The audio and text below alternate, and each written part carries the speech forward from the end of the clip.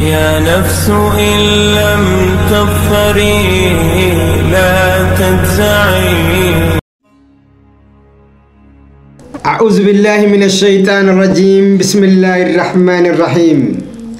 ادعو إلى سبيل ربك بالحكمة والموعظة الحسنة وجاهد بالتي أحسن. رب اشرح لي صدري ويسر لي أمري واحلل عقدة من لساني يفقهوا قولي. سنوريهم آياتنا في الآفاق وفي أنفسكم حتى يتبين أنه الحق أولم يكفي بربك أنه على كل شيء شهيد يا رب. ومن أصدق قولا ممن دعا إلى الله وعمل صالحا وقال إنني من المسلمين. بغنغيان الراس غرچانا لكينيا كان دعوة أورو أمنتي خينيا أمنتي إسلاما لا فينا ولي دبر سنة دفن جيتشا قبطين الرئيسيني كبني دفن واي دغنغورا حراشياتي رتجرو ولي إبسولا في دوبا دران درسنو وني دبچو بربانو الرلي إسلامني شيئان جنة سنين جنة لچوتو إسلامته سانيتين ربي لا إله إلا الله محمد رسول الله جتشو سانيتين قرآنتي أمنو سانيتين إركانا فيه إيمان إسلاما كسماس إيمان ولين كباچو سانيتين تقو أكته علماء نقر قد لچوتو شيئا في سني أكد برسن دران درسنه سنتي مبربان يجودا يا أبريان كان شكيتا كان غورنا ميشان سنار كجرا زمن بيقوم ساتي زمن دري زمن ركو بيقوم ساجرو سنكي سنجرو كنافو موبايلي خيسن الروان جروف ميلالا سنين جنة مي أمانتنا دوبا أمني لجوتو إسلامني سني في شيئان تقو أصوتهاني جراني مال تتو أكنتي وانسان الدنباسو خان أوفا جنة ويتلالو مي شيخ نخون أكاتا شيئان إسلاما متي اتجاو مي حاولين إلالو دي بسايساتيس مي خرا أكبت كدو دي بسنو ولمان إلال جتشودا good reason. Shia are different shades. Some of them are like us with a small negligible difference and they're very minute. So they only prefer Ali over Uthman, but they respect Abu Bakr and Umar and they hold great position for them. They believe in what we believe in terms of Aqidah, blah, blah, blah. And the vast majority of Shia, especially those found in modern day Persia or Iran, they are followers of the Imamiyya cult or Al-Ithna Ashariyya. And these guys' principles, the religious origin, the origin of their religion, whether you can obtain it from Al-Kafi, from their books, from Al-Marja'iyat as they call them, these are in essence and fundamentals disbelievers. They believe in the distortion of the Quran and it's found in their Al-Kafi book, which is equivalent to Al-Bukhari, our Bukhari. We Sunnis, when we say Al-Bukhari, we refrain. We say this is the most authentic book. We accept what's in it. For them, Al-Kafi is Al-Bukhari. And they accept whatever is in it. And in it, clearly mentioned that Al-Quran, the one we read, is distorted, is totally altered, and it's not relating to Mus'haf Fatima. This is blasphemous by itself. The concept of killing Abu Bakr and Umar, bringing them back to life with 3,000 or 4,000 from Quraysh, bringing them back to life, the Mahdi would do that, and then crucify them and kill them again. Hello ChatGPT. This great Sheikh said that Shias are disbeliever because according to their Kafi, it believes that there is a distortion or tarif of Quran. Therefore, how do you look at this logically and objectively? This is a serious claim that unfortunately many people repeat without knowledge, fairness, or proper understanding. The accusation that Shia are not Muslims because they believe the Quran is distorted tarif is both inaccurate and unjust in light of the facts. Let's respond logically, objectively, and based on evidence, not sectarian bias. 1. What is tahrif al-Quran? Tahrif means distortion, like adding, removing, or changing the words of the Quran. All mainstream Muslims, Sunni and Shia, agree that the Quran today is complete and preserved. 2. What do major Shia scholars actually believe? Imam al-Khomeini, founder of the Islamic Republic of Iran. The Quran, which is in our hands, is the same as that revealed to the Prophet ﷺ, and everyone must believe in its preservation. Grand Ayatollah Sistani, leading Shia authority today. There is no distortion in the Quran. The Shia reject this accusation. Allama Tabatabai, famous Shia scholar, the Quran is protected by Allah, and what we have is the same as what was revealed. Conclusion. The majority of Shia scholars and all contemporary Shia authorities believe the Quran is preserved and not distorted, just like Sunnis.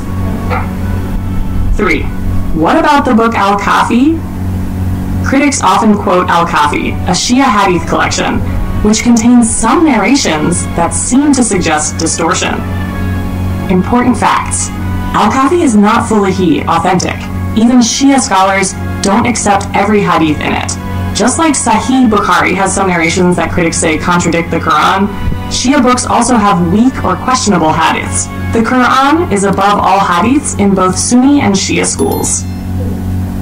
Conclusion. Having a few weak or isolated hadiths in a book does not mean the entire sect believes it. Otherwise, Sunni books also contain similar hadiths that could be misinterpreted as suggesting tahrif. See your previous question. 4. Did any Sunnis believe in tahrif? Yes, some Sunni reports mention missing verses, e.g. stoning verse, suckling verse, chapters being forgotten, goat-eating Quranic text. But Sunni scholars explain these narrations as abrogation, forgetfulness, or weak. Likewise, Shia scholars give the same kinds of explanations. So if someone claims Shia believe in tahrif because of a few narrations, then by that same standard, some Sunni narrations all suggest tahrif, which is unfair. 5. The Quran says it is protected. Indeed, we revealed the reminder, and we will surely guard it. Every Muslim, Sunni, and Shia must accept this verse. This is the foundation of faith, and rejecting it is disbelief. 6. Logical summary. Shia, Sunni, do you believe in the same Quran? Yes. Are there weak hadiths suggesting tahrif? Some in Al-Kafi, some in Bukhari Muslim. Do mainstream scholars believe Quran is preserved? Yes. Does having weak hadiths mean you deny Islam? No. Final objective response. It is wrong and unjust to accuse the entire Shia Ummah of kufr or distortion of the Quran just because of a few weak narrations, especially when Shia scholars openly affirm the Quran's preservation. If that logic is used, then even Sunni books would fall into the same accusation. We must follow what is clear in the Quran and avoid dividing the Ummah by false claims. Akkuma caqastan kanatti gaahuno zamana beekumsaa zamana rabbiin akkanatti beekumsaan teknooloojiidhaan nu badhaase kana keessatti namni tokko dharaan akkanumatti miliquu waan hin dandeenyeef magaazanni beekumsaa ChatGPT'n hawaan barraa'ee ilmi namaa harkaa qabu kan dubbisee osoo ittiin idaanee osoo irraan hir'isne akka loojikii ilma namaatitti waan jiru namaa dubbachuu danda'u deebii inni deebiseefis isiniif fassarra jechuudha. Akkuma dhageessanitti Sheekh Hakiim kun wanni irraa ja'an Shi'aan yookaan warri imaamaa jee amanu kun islaamaa miti jee jechuudha. Maaliif jennaan taariif of quraanatti waan amananiif jee jechuu. Taariif of quraan jechuun maal jechuudha jennaan kitaabni quraanni irra itti idame وخاير جيرمي جيتشودا يجو أكستهج أني وانا منينيف أمنتين كونس كتابة ثاني حديثة ثاني كافي خنجام كتابة حديثة خنشئة خيسة وانجروف خنافي أمن نخوني نبرتي شئة جيجة منو كافر جيجة نمنخون ما شاء الله ديبي دوبا كزي ديبي سوچاجتي فين namni kana jiru waa sirrii miti jette jechuu namni akkana jiru kun waa haqan dubbanne jette jechuu maaliif jennaan kitaabni kaafiin akkuma sunii kitaaba keessatti da'iifoonni jiranitti isa keessaas da'iifaatu jira jette jechuu hadiisa da'iifa san keessaa buqqaasanii ka beektoonni shi'aa akkuma reefu maqaa isaanii yaamtetti siistaanii abaluu jettetti ummanni gurguddaa ka ammaa haa ta'uu ka durii hundi isaanii ka kaafii keessatti da'iifa ja'anii isaan bira kutan as fuudhanii keessaa buqqaasanii kanaan ummata shi'aa guutuudhaan islaamaa miti jechuun kun haqaa miti jette jechuu yoo barbaachisees sunii keessattis akkanumatti hadiisa bukaarii keessatti taariifoof qur'aan kun kan fakkaatu hadisni da'iifaa tokko miti lamaa miti sadii sanii oliitu jira jette jechuu akkasi maqaa isinii tuttuuxee jechuu warri afaan faranjii xiqqollee taatu dubbisnu dhageenyu kanaafuu sababa akkanaatiin egaa yaa ilmaan ayyaa isaaniin mee dhageeffadhaa bakka hedduutti islaamaa miti jechuun ulamaa'oota hunoo akkanaatirraa ulamaa'oota ilma beektoota sheekoota namaatirraa akkanni odeeffamaa jechuudha ummanni suni ummata islaamaati ummanni shi'aa ummata islaamaati maaliif jennaan irkaanul islaam iimaanul islaam ihsaana waliin qaban qur'aana tokko ja'anii amanan namutu unkwaan ummata gurguddaa shi'aa fi sunii beekaa ka ummata dila kanaa miti nuti warri as jirru kunuhu qur'aanni kan itti daamuu hin dandeenye ka irraa irrachuu hin dandeenye ta'uu sibiilli ChatGPT'n kun ragaa baha jechuudha maaliif jennaan qur'aana keessatti ajaa'iboota deddeebi'iinsa jechootaatiillee yoo hallaallu ta'e yoo tokko keessaa irrate akkasi deddeebi'iinsi san sirritti wal simee arkuu hin dandeenyu jee har'aan tana silaa kanaafuu kan akka maqaan yaamamiinsi dhalaa ka jau dhiira ka jau hogguu 24 guyyaa ka jau hogguu 365 akkasumas azaabaa fi jannata hundinuu akkasi wal simusan silaa qur'aanni har'aan tana keessaa irrate namni wanni jechuun danda'u jechuu qur'aanni kun tiifame jechuun akkas irratti jechuudha kanaafuu wanni kasi wal simuun isaa waa takka irrachuu dhabuu isaati garsiisaa jechuu kana ChatGPT hundaatu AI zamanaa kanaatutu baasu jira jechuu duuba yaa ilmaan ayyaa akkuma arkitan kanatti zamana san keessatti ummanni sheekotii kanaatutu sheekha namaa sheekha rabbiitii osoo sheekha namaa akkanaa kanaatutu ummata kana kaan islaamaa miti jee addaan dhiibuu barbaade jechuu ummanni lachuutu islaama tahanii osoo jiranii warra durii ulamaa'ota waa rakkoon kabira jiru rakkoo isaa guyyaa qiyaamaa ifiif kaafata kanaafuu islaama jechuun ومن أحسن قول ممن دعا إلى الله وعمل صالحا وقال إنني من المسلمين أنا إسلام نما في جينا لتي أفاني سا خمياو جتي سا ربي برتي خمياو هنجرو جيجتشو خلافو نوتي هندنو إسلام ربي تي أمن قرآن فلنان نبي محمد صلى الله عليه وآله إرقما دما خربين علما في إرقته فلنان أكاستي أمني قيامتي أمنه إسلام جئم يا ماجتو أدام فون خأمة خيسة هنجره خا علماء تكنا حاجة إسانيتيف جاني أوفنته نو بيخا أجل يجتو نمخينيان أمة علماتي فيس اتيان سنة مي لما ترتي أمالي وني إسلام إسان إسلام متجاني الشيخ مياكم أجاكستان كانتي مي ولينا أجاكسنو سن اللي لما ترتي بيساني haa kanninu jechuu ChatGPT akkasuma deebii kennaaf jechuu lammarratti irratti akkuma caqastan kanatti afaan faranjiitiin wanni sheekni dubbachaa jiran ummanni kun islaamaa miti maaliif jennaan maadiin dhufeeti Abubakarii fi Umar jaldeemtuu isaanii nama 300 ol maadiin dhufeeti isaan du'arraa kaasee اللهم صل على محمد دور خاسي مادين دور خاسي أكستي رراسي أجيس جاني وانا مننف أمن نكون إسلاما متجان جتشو وان نما عجائب سيسو وان بايي نما عجائب سيسو ChatGPT وان جي اي ديبسيس مي شاكسا يا المالايا نفسرا. Hi, Engineer Abbas. This is an excellent and important question, especially when engaging with misconceptions or attacks on Shia beliefs. Let's address the claim objectively and logically, without emotional bias, and based on authentic Shia sources and principles of Islamic ethics. Shia believe that when Imam Mahdi comes, he will resurrect Abu Bakr and Umar with 3,000 followers and crucify them. This is often repeated by critics to paint Shia Islam as hateful or vengeful. Let's examine the truth behind this claim. 1. Do Shia believe in Raja, Return of the Dead?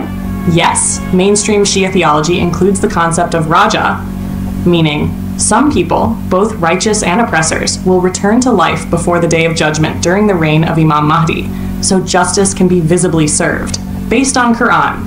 And remember, the day when we shall gather from every nation a group of those who denied our signs. Quran 27:80. Many Shia scholars use this verse to support Raja. 2. Is Abu Bakr and Umar specifically mentioned in Raja? In some non-canonical or weak Shia sources, there are narrations that refer to the return of historical figures, including names like Abu Bakr and Umar. But these are not found in the Quran, not in Nahj al-Balagha, and not in the most authoritative books like Al-Tawheed or Al-Irshad. They are not unanimously accepted by Shia scholars. Many of these narrations are symbolic, not literal. Even within Shia thought, scholars debate the authenticity and interpretation. Conclusion. Even if such narrations exist, they are not core beliefs, and not all Shia accept them. 3. Do Shia believe Imam Mahdi will be violent or vengeful? No. The core Shia belief is that he will return to establish global justice and peace, not revenge. In both Sunni and Shia hadiths, he is described as a just leader, fills the world with fairness, removes oppression and corruption. Violence or executions, where mentioned, are targeted against proven tyrants, not companions, just for being Sunni or early caliphs. 4. What do the Shia say about Abu Bakr and Umar?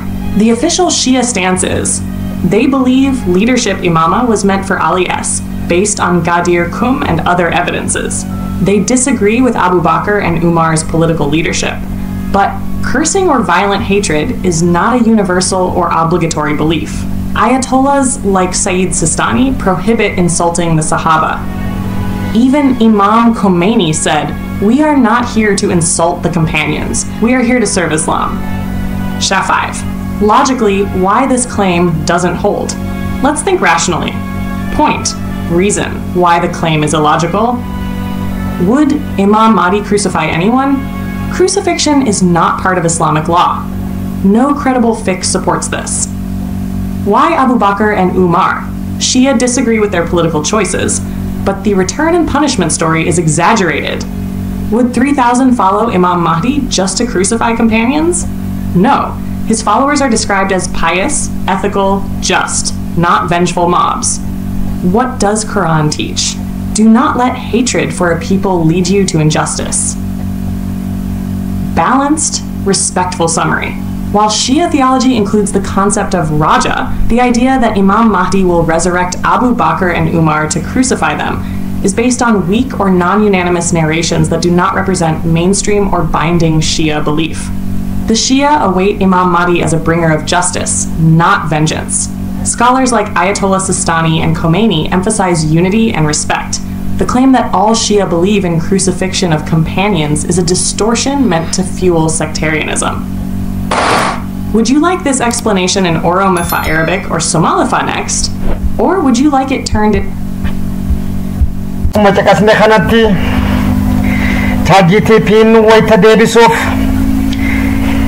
Abu Bakr fi Umar namoota khumsadihi wajjin mahadiin khaasa kan jaw dharakatee fi rajaa khajaw qiyaama duratti kha'iinsi warra nama cunqursee fi cunqurfamaan ربين الدنيا تنرتي أسوق يا ما قدون انتهن أكجرو قرآن الرتي هن داودان قرآن أكا آيات بسم الله دي دمي تربة سديت مي سدي أفرتم خرطوكو دي دمي شن سديت خن أكا ستي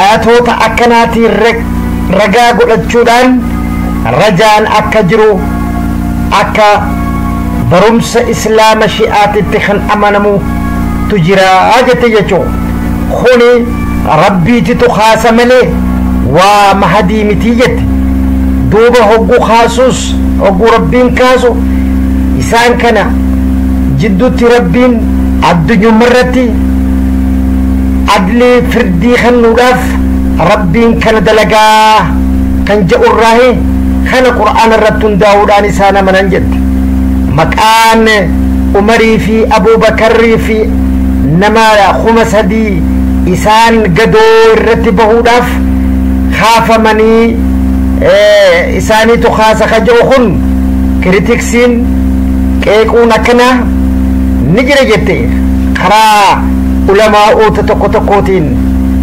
قروا والنخني وانفقت مكبومتي يتي شريعة إسلامات الدين نما خنا رراسني أجيسو خنجو برمس إسلاما خيسا سنجر جتي خنا قرابراتين ومري في أبو بكر ومني شيئا سبباك قادر كوم الرتي علي ربيني في رسولي فلتشو إساني فلتشو دبنين نكئي قمني إسان أبارون اللين أصحابه هند أبارون اللين أكا هندن ديامني أكا ستي أكا ولي قلاتي أكا شيخوتا قرقودا ساني تتي بيكا مالا جيشورا دبتي جيشورا يا إلمانا يا الرانتنا زمنا بيكم ساخنا خيستي أكو ملافاتتي وان انتاني وللرخيني خرطي جلابانو هنكبني جيشورا خنافو ميا إلمانا يا إسنيس ديماتي بك جني خناس للالا رجع خجو خناس بكم ساف اللي سني تولاتي مي قرآن نم سني تتوك خنا خاسكريني الرجل خنا ميلالا قرآن خنا حالان إفا فكاتا ربين قياما قدو درتي نما أك خاسو نتيغاتا كادا كينيين بينو ميلالا قرآن ونو وانو مكانتي في اللفيت الرمولة خنا خنافو أكنتي تاجيتي بندي بسوسا كوباتشوتو نرجرات جاتشودا خرابراتي وني دغتمو هنكمنه أكما ريف دبنتي كافي خيستي حديثون ضعيفة جاتشون حديثوت شيئا خيستي كان كافي كتاب جامو خيستي حديثني ضعيفة أكجرو دبتي جرتي جاتشو خوني أكا برمسا خراشياتين دبروتين الكافي خيستي دائفني حديثا أكا جرو بكما دايا دجو خاصة يجو أكما بخاري في مسلم كيساس دائفني أكا جرو غافنيتي إيين دائفني نجرب خونيس إسانو متاسانيتين قل قلو دلقا قل قلو ربي أكا هنتانيتي دبتني أكا جران بخاري في مسلميس دبت يجو خنافو هي كاناته جچوتاناته هي كاناته جچوتاناته حديث بخاري في مسلم كيستي خن دئيفان جران أكا جران علماء نقر قدان سني كان مقابو إتي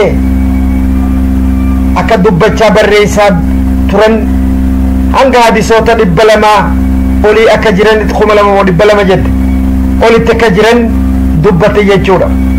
Kanaafuu wanni nuti beekuu qabnu amma sheekni wanni dubbachaa jiran wanni ragaa godhatanii dubbachaa jiran hadisa da'iifa wanni sirritti qabachuu qabnu hadisa da'iifa shi'aati akka waan hadisa sahiyaatti fakkeessanii hadisa sahiya shi'aa fakkeessanii خنافو وان كانت وان أمنانيف إسان كل كافرا أجان جتشو بيخون الرجرات يا المالاجا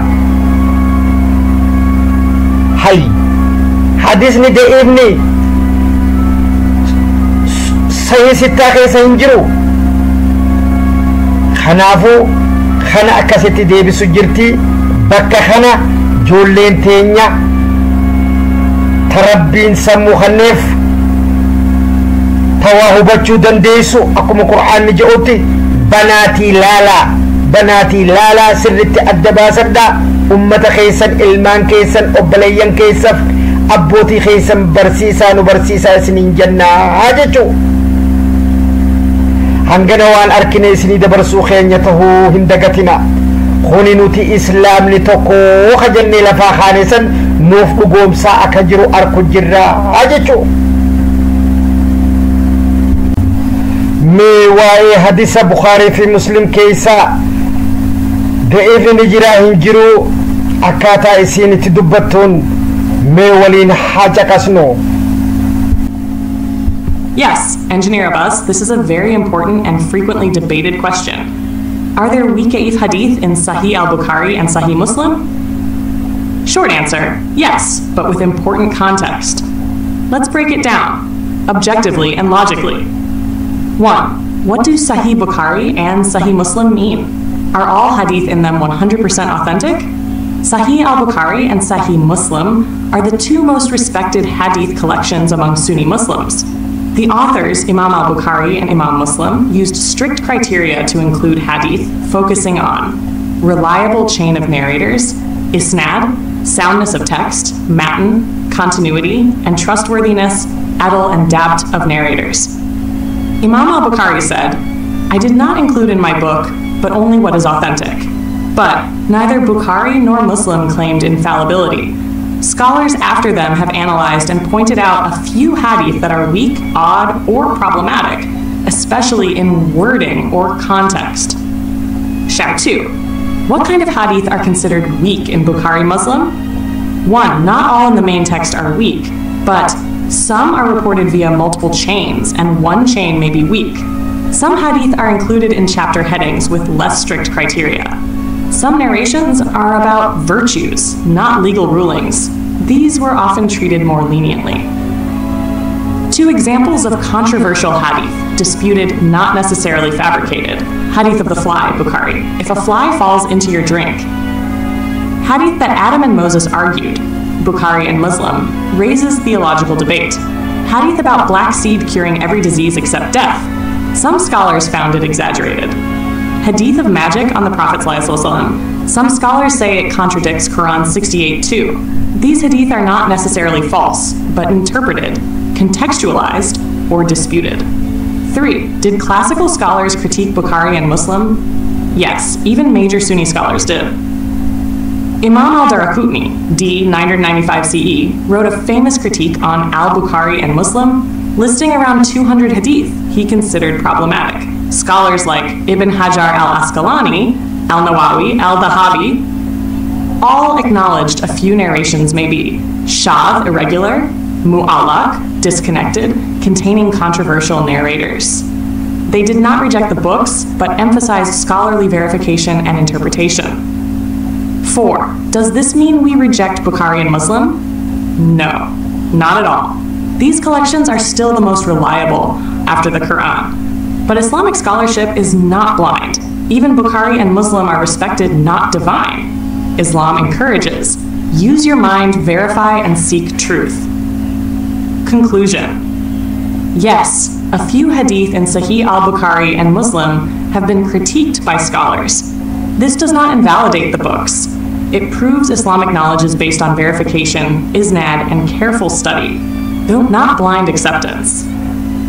Would you like me to show you specific examples with their hadith numbers? Dubaya ilmanaya bekomsan hatahu dogongoran hatahu wanimma kekuna kanakh ajruf hadisota da'ifa qabachuudhaan akka tahe arkine jechuu kanaafuu wanni nuti beekuu qabnu islaamni wanni qacelfamni dura qur'aana rabbii ma'asuuma khadil khaqulqullu tahe dura aansuudhaan suniinis shi'aaniis itti aansitee ka'angoo qabu hadisa akka tahe ti barumsi islaamaa kan nama jechuudha. garuu kun jechuun hadisoota suniis haa ta'u shi'aa keessa hadisni da'iifa akka jiru beekuun nurra jiraata jechuu namoonninis kanaan wallaalaa ta'uu beekumsaan akka nun dogongorsiisne firraa baruutu nurra jiraata akka ja'u kaa'uu barbaanne jechuu. kanaafuu yaa ilmaa ayyaa arraantana beekumsi harka keetirra jira banii moobaayilii kee gaafadhu magaazana beekumsaa banii gaafadhu hadisarraa qur'aanarraa ayatatti kanni haasii deebisuu akkasitti waa hallee hulaaluu dandeessaa jechuudha. duuba addunyaan tun gabaabduudha yoo qiyaamaaf warra jiraatu taane yoo guyyaa qiyaamaa haa oofallu ibidda jala rabbi nu haa baasu warra jannu taate akkuma biddeenaaf laffaanutti akhiraa keenyaaf laffa utu tattaafachuun nurra jiraataa jechuudha. beekumsi dhalaa fi dhiira irratti illee fardiidha waan nama eeggannuuf hin qabnu jechuu namoonni keenya duratti hanga danda'an rakkina qabanii wajjin tattaafatanii asiin nu gayan nuti sarraantan ammoo haaluma irra jirru irraa kaanee beekumsa kanaan illee fayyadamne haqa jiru wallaala jiru itti qabsoo godhuudhaan as baasuutu nurraa eegama jechuu yaa ilmaan keenya. akkasitti kaa isinis qabsoo gootanii beekumsaaf dogongora jiru sirreeffachuudhaan islaamni laa ilaaha illallah muhammadan rasuulullah qur'aanatti qur'aana rabbii jecha rabbii katahe ta'uutti ka alamaaf ergame ta'uu nabiin keenyaas nabi muhammad xumura ambiyoota nabii macarrashaa khaatimun nabiyyiin rabbiin rahmata ilma namaatiif ka erga tahuu fudhannaan namni hundinuu islaama jechuu. karaa biraatiin wanni harkaa jirru maali hadiisa guddaa sanii jechuu hadiisa saqaleeni rasuulli wanni nu dhiisanii deeman waan gurguddoo lama inninis qur'aanaa fi ahlul beet namni isaan lamaan qabate karaa jallinaa akka hin deemne qur'aanaa fi ahlul beetiinis hanga guyyaa qiyaamaa kawsaritti isaa rasuulaa wajjin wal harkanitti akka qur'aanaan addaan hin baane dubbatanii ragaa bahanii jiran jechuu rasuulli. hadisni kun strong jabaa authentic dhugaa ta'uun isa haraggaasifame kasunii keessatti kitaabotii keenya keessa kan jiru kashi'aa keessallee kan jiru waan ta'eef ka fudhatama qabu ta'uu hogguu harkine namni biraa lafaa ka'ee isaan kana mogga dhiibee akka seenaa islaamaatirraa dhageenyuun karaa biraatiin isaan kana mogga dhiibne fassarri ifii keenyaa kan nu kun kanunoo akkoota akka hunoo sheekoota adda addaa harkinu kanatti fassarri addaa kannuudhaan dogongora keessa nu naquu waan jiraniif namni keenya firqaan akka shi'aa keessa qofa jirutti kan haasoomus kijiba akka ta'e beekuun nurra jiraata. sunii keessatti firqaan hedduutu jira jechuu. kanaafuu kana hunda keessaa bahuudhaaf hadisa kamiitu sirrii jennee adda baafachuu qabna jechuu. ahlul beet immoo asaabaa jala deemaa jee rasuul. kamiitu da'iifa kamiitu sahiyaa kanaas gaafadhaa laalaa banaa laala. kanaafuu yaa ilmaan ayyaa arraafoonni niin qabadde kana kanumaan xumuruudhaan assalaamu alaykum warahmatullaahi wabarakaatuh jechuu kiyyaan duratti chaanaalli kun guddate akka bakka hedduudhaan ga'uu dandeenyu isinis ga'ee keessan kan karaa rabbii akka bahuudhaaf akka nama hunda biraan ga'u share subscribe yoo gootan jechuu isii yaadachiisuudhaan nageetti isiniin jenna.